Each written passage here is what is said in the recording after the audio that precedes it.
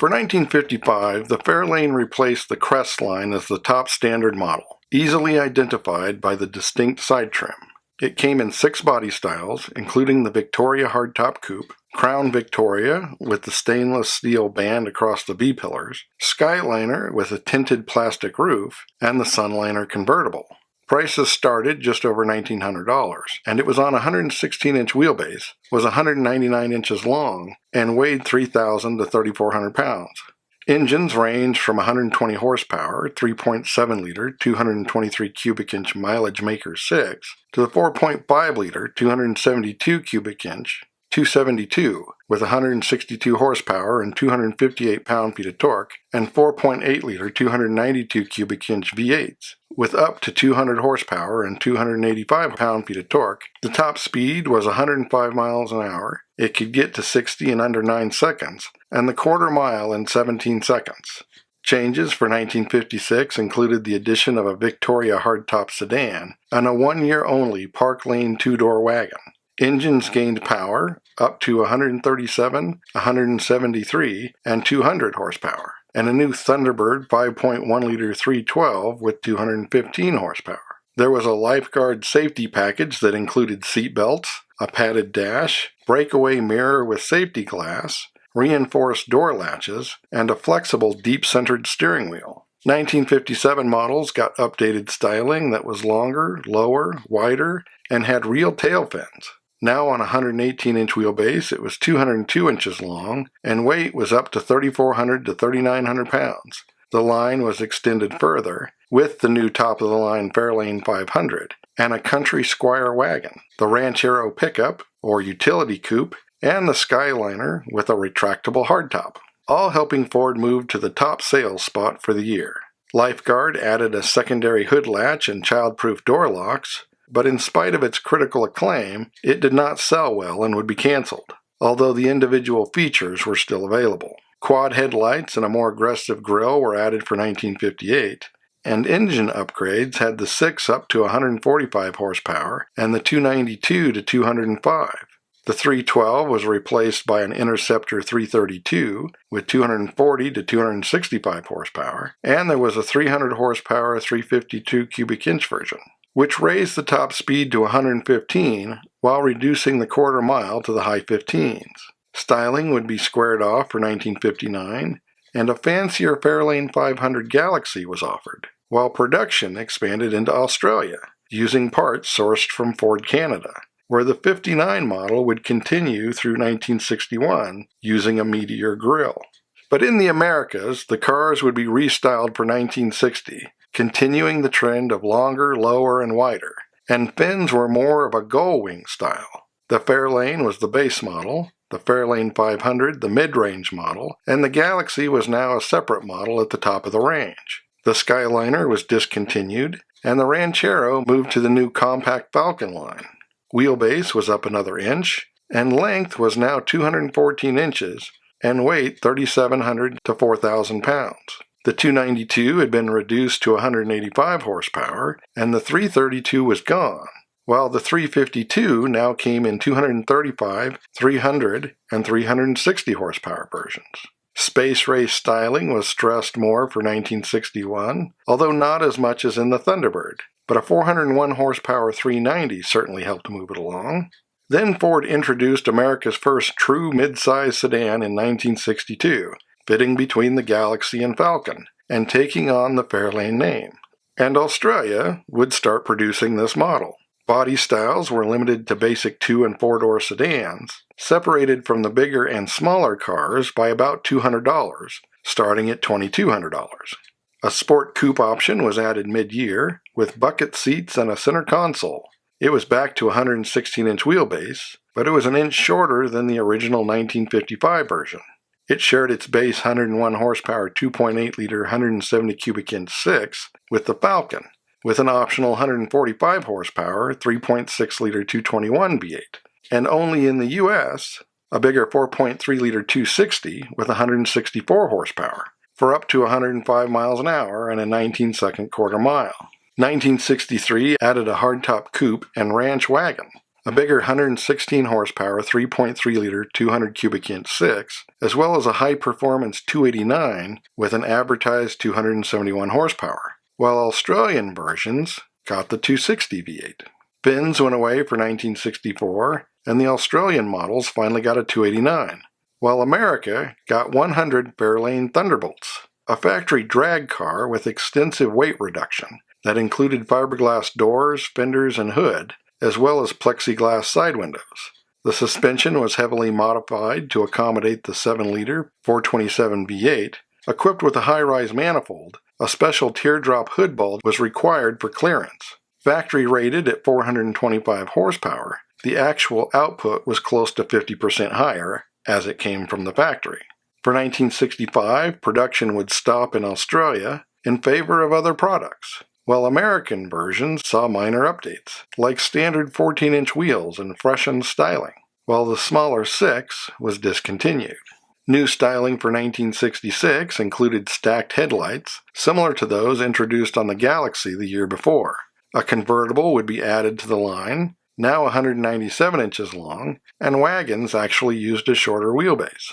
Plus, there was the addition of sportier packages, including the XL, GT, and GTA, with the last two including a 335 horsepower, 6.4-liter 390. A 427 could still be ordered, and nearly 60 people did, minus most of the racing parts, but it was still rated at 425 horsepower. The Fairlane name returned to Australia in 1967 on what was essentially a stretched Falcon, with quad headlights and rear styling more similar to the American Fairlane. Similarly sized at 196 inches long on a 116-inch wheelbase and 3,000 to 3,300 pounds, with a 121 horsepower 3.3-liter 206 or a 200 horsepower 4.7-liter 289. While American versions saw the Ranchero return to the line. For 1968, the American cars were restyled, once again being longer and wider. Wheelbase remained 116 inches, but was up to 201 inches long. A fastback was added, and a more luxurious Torino package that accounted for nearly half of the 1968 sales. The 289 was replaced by the 302 in all markets, and the 351 Windsor was added in the U.S. The top engine became the 428 Cobra jet, which was standard in the limited Cobra package, which had a functional hood scoop, unlike those available on the GT. Rated at only 335 horsepower, a 428 automatic could do 130 miles an hour and did a 14-second quarter mile. This version of the Fairlane would start to be manufactured in Argentina starting a year later, using the older 221-6 and 292 V8. And would remain mostly unchanged there until 1981, while the Australian Fairlane would be restyled, gaining stacked headlights, and both the 351 Windsor and air conditioning would become available. America introduced the Torino Talladega, a Fairlane Cobra with a unique front aero treatment, in an effort to gain a NASCAR advantage. Roughly 750 were made, but the cars would be restyled again for 1970. With most of the line being called Torino, although for 1970 only, there was a base Fairlane 500 version and a mid-year stripper version called the Falcon, except in Venezuela, where the Torino carried on as the Fairlane. Wheelbase was up an inch, and overall length was up to 206 inches, and weight was up about 100 pounds. Hidden headlights were optional on the GT, and the Cobra would upgrade to a 429, rated at 370 horsepower. Improving performance slightly. Base engine was a 155 horsepower 4.1-liter 250 straight 6, and a 351 Cleveland was added to the options list. There was a planned replacement for the Talladega called the King Cobra, but after 3 prototypes were built, the project was canceled. For 1971, the lineup consisted of the base Torino, the mid-range Torino 500, and the top-end Torino Brawl, with the sporty GT and Cobra versions still being offered. The hidden headlights were now offered as an option on all but the cheapest models, and the Cobra could be had with a 351, while the base engine in the GT was now a 302. The freshened styling for 1972 proved hugely successful, being the first year that Ford outsold Chevy in the segment. Packages were reorganized as the base Torino, upscale Grand Torino, and the Gran Torino Sport as the performance option. Prices started just under $2,700.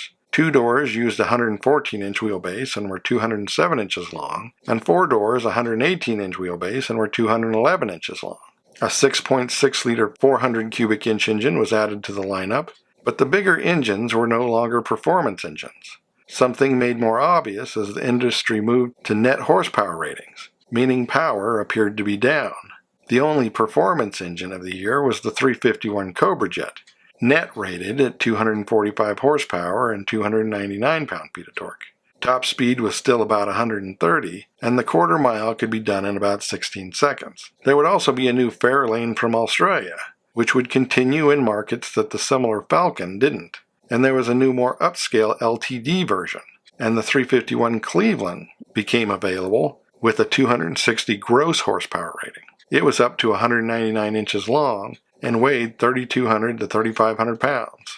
U.S. bumper regulations for 1973 altered front styling, and the Brougham version returned as the top trim level, and a bigger 7.5-liter 460 V8 became available. The rear of the car got the big bumper treatment for 1974, and the 429 was dropped.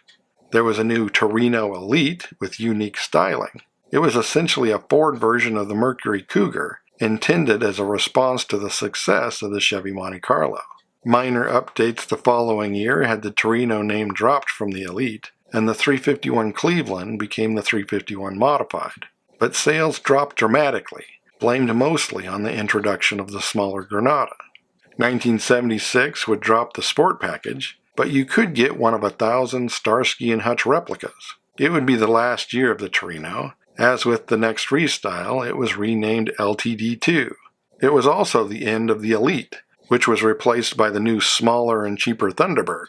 While the Australian Fairlane and LTD were seeing updates to more differentiate them from the smaller and cheaper Falcon, with the LTD getting front styling that was a bit more Lincoln-like, which enabled them to push the replacement back to 1979, of both the Fairlane and LTD. At first, only V8s remained, but the 4.1-liter straight six from the Falcon soon became available for the more economically minded. Updates in 1982 included upgraded rear suspension and the discontinuation of the bigger 5.8-liter 351. And then the 4.9-liter 302 would be killed off the following year, with the introduction of fuel injection to the 6, with the Fairlane getting the composite headlights the year after that. New versions of the cars arrived in 1988. Wheelbase was down an inch, but length was up to 207 inches. The 186 horsepower was provided by a 3.9-liter, 242 cubic inch straight six, and they moved to a 4-speed automatic the following year. In 1991, a new higher-end Fairlane Ghia introduced the 302 V8, not the Mustang version, but the light truck version, complicating the use of aftermarket performance equipment. Although it was rated at 221 horsepower and 286 pound-feet of torque for a 16-second quarter mile and a top speed of 135. The cars would get more rounded styling for 1995, and a limited Sportsman Ghia was offered in 1996 using the 4-liter 6 from the XR6 Falcon, producing 217 horsepower and 266 pound-feet of torque, and offering pretty similar performance. 1997 introduced another high-end package as the Fairlane Concorde.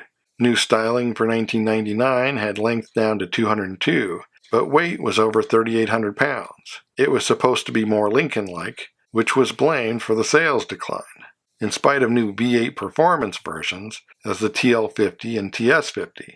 And the Sportsman would return again for 2001 and 2002, although it wasn't providing any kind of power upgrade. In an attempt to gain back market share, the cars were updated for 2003 to look more like the Falcon. They upgraded to a 5.4-liter modular V8, which was the only engine now offered in the LTD, and it could be had in the new sporty G220 with 300 horsepower. There were more basic revisions for 2005, cleaning up the look both inside and out, and the G220 became the G8 with 10 more horsepower, and backed by a 6-speed automatic.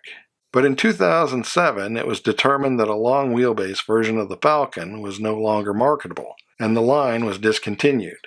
One has to wonder if these cars would have done well in the U.S. market, while other plans to bring the Fairlane name back to the U.S. ended up hitting the market as the Ford Flex. And as always, thanks for watching. Don't forget to comment below and like and subscribe.